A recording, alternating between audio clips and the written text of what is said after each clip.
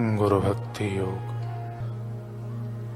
गुरु के सहाय के बिना कोई आत्मज्ञान नहीं पा सकता। गुरु कृपा के बिना दिव्य जीवन में कोई प्रगति नहीं कर सकता।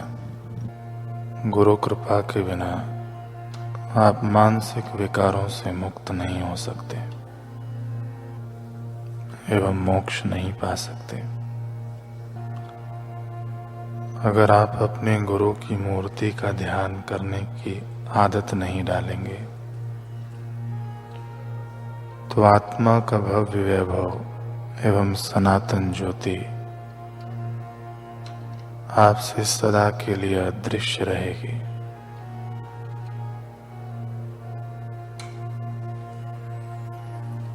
गुरु के स्वरूप का नियमित एवं व्यवस्थित ध्यान करने की आदत डालकर आत्मा को ढकने वाले आवरण को चीर डालो।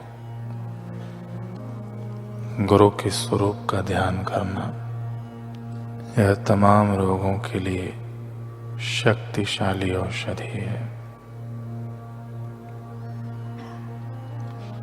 गुरु का ध्यान करने से जीवन के तमाम दुख दूर हो जाते हैं।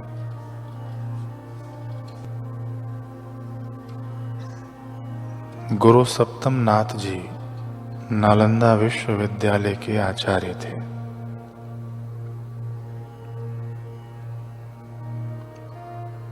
वे केवल किताबी ज्ञान न प्रदान कर वास्तविक अनुभव सिद्ध ज्ञान प्रदान करने में विश्वास करते थे।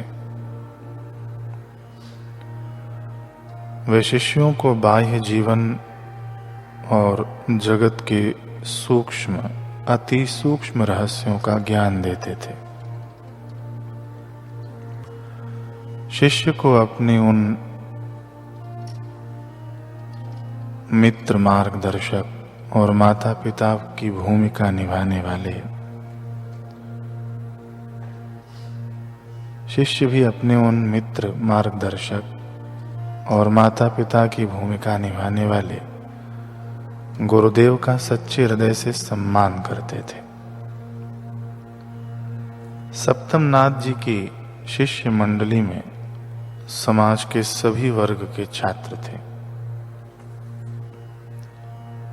एक बार गुरु सप्तम नाथ जी शिष्यों के साथ भ्रमण कर रहे थे। उनके शिष्य मंडली में मगध का राजकुमार भी था। वह स्वभाव से जिज्ञासु, विनम्र और गुरु आज्ञा अनुवर्ती शिष्य था। चलते चलते गुरुदेव एक स्थान पर ठिठक कर खड़े हो गए। उनके हाथ से छड़ी गिर गई। तुरंत ही राजकुमार ने छड़ी उठाई और गुरुदेव को पकड़ा दी, किंतु बिना बादल बिजली गिरने की तरह गुरुदेव ने उसकी पीठ पर पूरे जोरों से प्रहार कर दिया। सुकुमार राजकुमार पीठ पर चोट लगने से तिलमिला उठा। पीठ पर चोट का निशान बन गया और रक्त भी छलछला गया। चौंक कर राजकुमार ने पूछा, गुरुदेव ऐसा कौन सा अक्षम्य अपराध मुझसे हो गया? गुरुदेव ने कहा, समय पर इसका उत्तर तुम्हें स्वयं मिल जाएगा। कुछ समय बाद गुरुकुल से लौटकर राजकुमार मगध का राजा बन गया। एक दिन राज्यसभा में किसी कार्यवश गुरुदेव का आना हुआ। राजकुमार ने गुरु का यथावत स्वागत पूजन करके उनके अभीष्ट कार्य को पूरा किया। वह अभी उस दिन की घटना को पूरी तरह भूल नहीं पाया था। अतः राजा ने सविनय प्रश्न कर ही दिया कि गुरुदेव, मन में घर कर गई एक शंका का निवारण आपसे चाहता हूं। मैं यह जानने का पात्र हूं तो बताने की आप कृपा कीजिएगा कि वनस्थली में परिभ्रमण करते हुए उस दिन अचानक मैं आपका कोप भाजन क्यों हो गया था। आपने कहा था कि समय आने पर मैं बताऊंगा। गुरुदेव, इस शंका का निवारण करिए। गुरुदेव ने कहा, वत्स, उस दिन मैंने तुम्हें पीटा कहा था, बल्कि एक कीमती पाठ पढ़ाया था। मैंने तुम्हारे और तुम्हारी प्रजा के भावी कल्याण के लिए ही वैसा किया था। मैं जानता था कि भविष्य में तुम्हें सम्राट बनना है, जिसमें सर्वोच्च न्यायाधीश के रूप में तुम्हें दंड विधान भी करना होगा।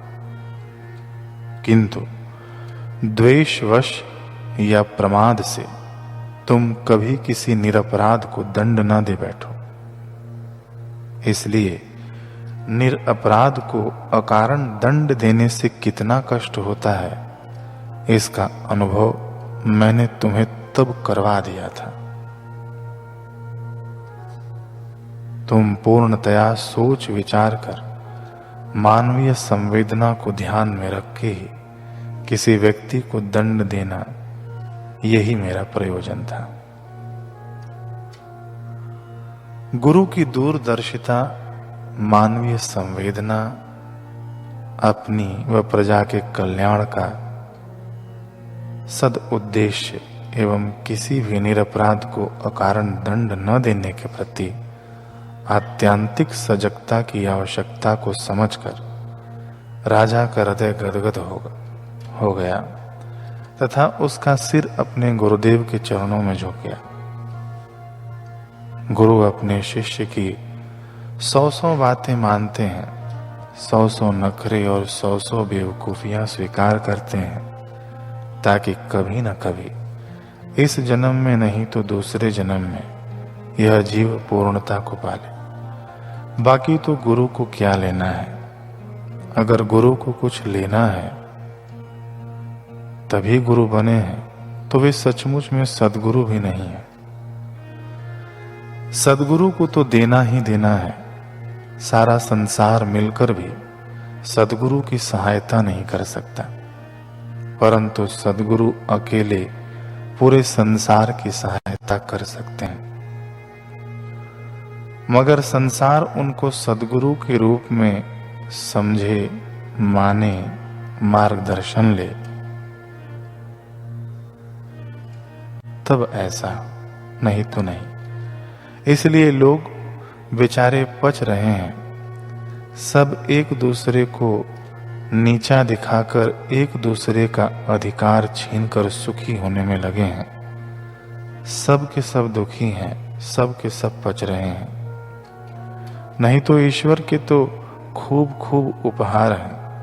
जल है, तेज है, वायु है, अन्न है, फल है, धरती है।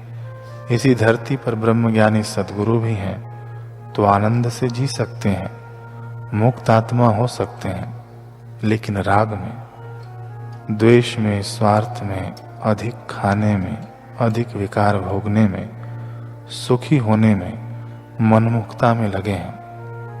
गुरु आज्ञा पालन में रुचि नहीं, इसलिए ज्ञान में गति नहीं। पर जो गुरुदेव की आज्ञा पालन में रुचि रखते हैं, उनको गुरु ज्ञान नित्य नवीन रस, नित्य नवीन प्रकाश देता है। वे जीवन मुक्त हो जाते हैं। वे परम सुख में विराजते हैं, परम आनंद में, परम ज्ञान में, परम तत्व में एकाकार रहते हैं।